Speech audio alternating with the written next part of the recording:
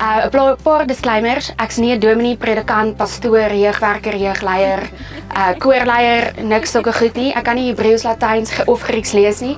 Ek weet nie wat die eerste boek van die Bybel beteken, anders as die Here het die aarde gemaak nie. So asseblief, ek moenie my oordeel oor dit nie. Ek's net 'n juffrou wat 'n groot mond het en hou van praat en ek dink dit is hoekom ek die kat gemaak het.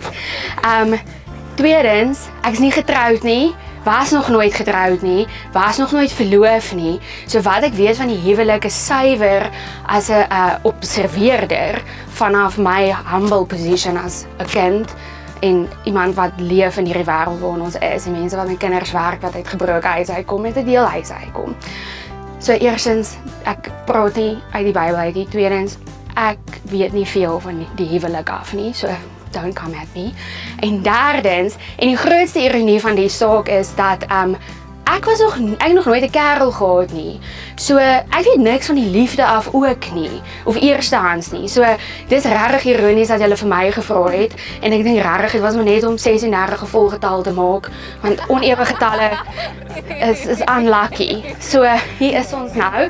So as ek iets sê wat jy nou ervaar in jou lang huwelik wat dalk nie waar is nie, moet my nie kom sê nie, want dit is regtig my lesie van die liefde en ek wil graag vashou aan dit tot die dag dat my man eendag my hart gaan breek. So kom ons hoop dit gebeur wel nie. Okay, so hier gaan ons.